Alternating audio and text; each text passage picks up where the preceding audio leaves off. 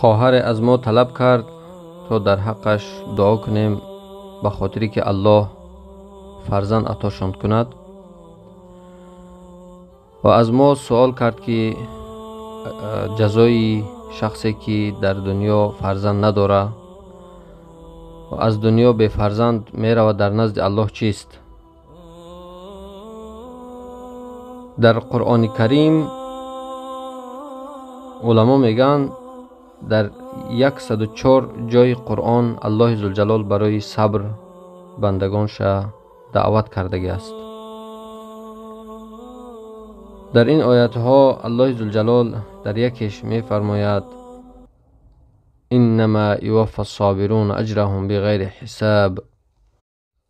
یقینا آنهایی که در محنت ها در امتحان های الله صبر کردن در این دنیا در نزد الله جزا و مکافات و پاداششان به حساب نائل می گردند.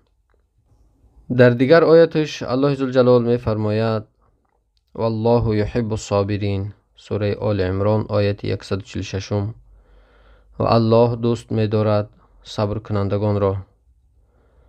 دیگر آیت می فرماید واصبروا ان الله مع الصابرین، و صبر کنید یقینا الله جل جلاله همراه صبر کنندگان است. و در دیگر آیت می فرماید واستعینوا بالصبر والصلاة، و از الله کمک طلب کنید، یاری طلب کنید به صبر کردن، یعنی ایستادگی کردن در مقابل امتحان ها، بلاها، سختی ها، دشواری ها، به صبر و نماز.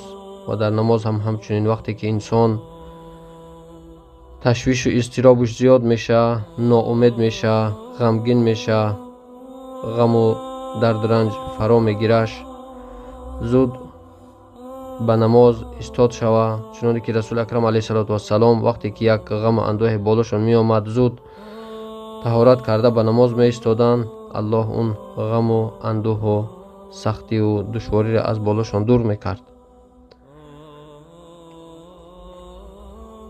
دیگر آیت از سوره یوسف علیه السلام انه من یتقی و یصبر فان الله لا یضیع اجر المحسنین.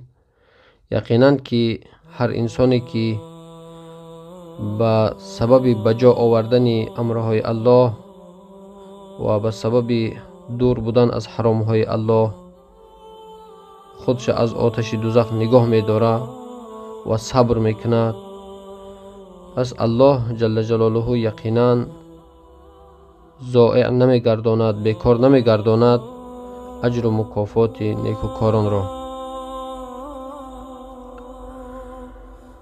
بعض اهل سلف گذشتگان نیک ما گفته بودند که الایمان نصفان، نصف صبر و نصف شکر. گفته بودند که ایمان دو نصف است، دو تقسیم است، نیمش صبر است و نیمش شکرانه است. برای تمام برادران و خواهرانی که از درد بی فرزندی رنج میکشین، رنج میبرین، تمام دری دکترخانه ها و طبیبا را کوفتین و به چقدر دولت های پیشرفته به خاطر فرزنددار شدن رفته توبت گرفتین اما نتیجه ندیدین. همین گفتنی هستم که یک قصه واقعی از شیخ صالح مقامیسی که خود قصه میکند، در یوتیوب هم هست، میگوید وقتی که من خودم میگه 40 سال فرزند نداشتم، وقتی که سرم در سجده الله گذاشته در نماز همین دعا را خواندم در حالت سجده، زیرا که رسول اکرم علیه السلام میفرمایند اقرب ما یکون العبد من ربه و هو ساجد فاکثر الدعاء. نزدیکترین حالت بنده به الله این حالت سجده است، پس در همون حالت دعا را زیاد کنید. شیخ میگه من 40 سال فرزند نداشتم، وقتی که در حالت سجده 40 بار همین گفتم الله به من فرزند داد. و میگه 16 تا 19 نفری که پیش من اومدن همین مصلحت دادمشانه که وقتی که در نماز میستین در حالت سجده همین دعا را بخونین الله شما را فرزند عطا میکنه. میگه الله اونها را فرزند عطا کرد. یک قصه واقعی دیگر پیش شیخ یک نفر، چون که برادران خواهران ما زیاد پیش اهل علم، اهل رقیه خون می روند که با ما رقیه بخونین، و ما هم چند نفری را که رقیه خوندیم الله اونها را فرزند عطا کرد. این عطای الله است.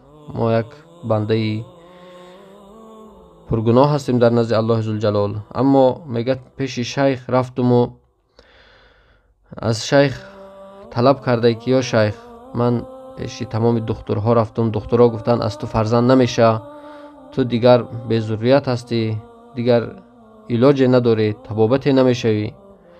شیخ گفته اونها خالق هستن یا که مخلوق؟ اون دکترایی که تو میگی، اون طبیب‌هایی که تو میگی، گفته اونها مخلوق هستند، آفریده شده هستند. پس گفته وقتی که آفریده شده هستند تو پیش خالق دعا کو، پیش الله ذوالجلال دعا کو. و اینم میگه از الله طلب کردن، از الله دعا کردن، صدقاً الله اون فرزند داد. به همین خاطر هر دکتر، هر طبیبی که به شما میگه که شما دیگر فرزنددار نمیشین، از شما فرزند نمیشه، بعضی برادرها یا بعضی خواهرها به این بی‌صبری دیگر از یکدیگر جدا میشن، طلاق میدهند. ما آینده را نمیدونیم. آینده در نزد الله، در دست الله است. علم غیب در نزد الله است. ما شب و روز دعا میکنیم به صدق، به یقین، به باوری کامل، به توکل کردن به ذات پاک الله. انسان باید در این محنت و این سختی ها، این دشواری ها هرگز ناامید نباشد. وقتی که انسان فرزند نداره باید در این محنت و امتحان و سختی باید صبر کند.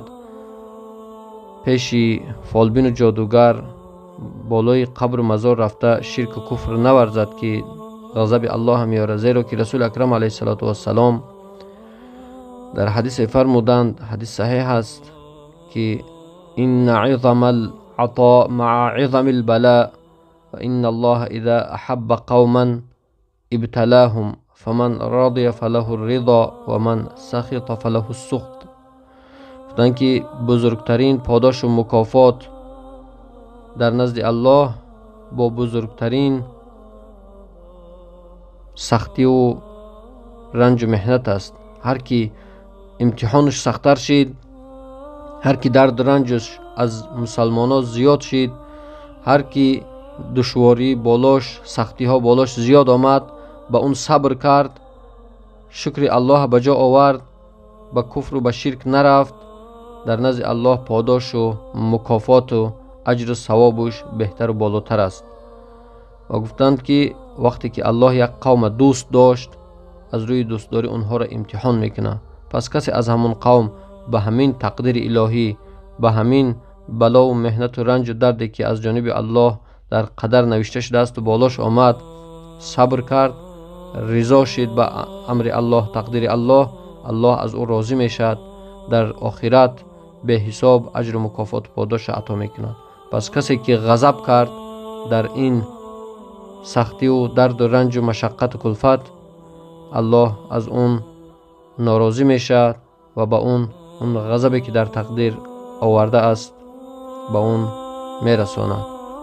به همین خاطر همین دعایی که زکریا علیه السلام که در برآمد پیشینم که برای علاج به فرزندی گفته بودیم همین است که رب لا تذرنی فردا و انت خیر الوارثین.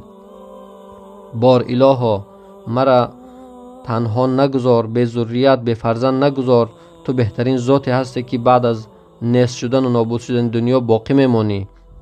برادرای عزیز، خواهرای عزیز، نه شب، هر شب تا وقتی که از جانب الله به شما فرزند نرسه، هر شب 2 رکعت نماز خونده در حالت سجده همین دعا را کردن گیرین. دامن الله حق پیدی سخت بقى برادر عزیز، خواهر عزیز. دامن الله هیچ وقت سر نته. 1 روز، 2 روز، 1 ماه، 2 ماه، 1 سال دعا را کردی، اگر فرزنددار نشدی بازم دعا کن. الله دوست می‌داره بنده را همیشه دستش به سوی الله برداره، از الله دعا کنه، طلب کنه.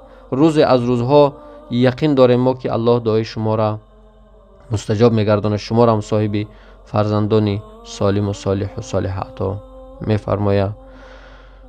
و آخر دعوانا ان الحمد لله رب العالمین. و السلام علیکم و رحمت الله و برکاته.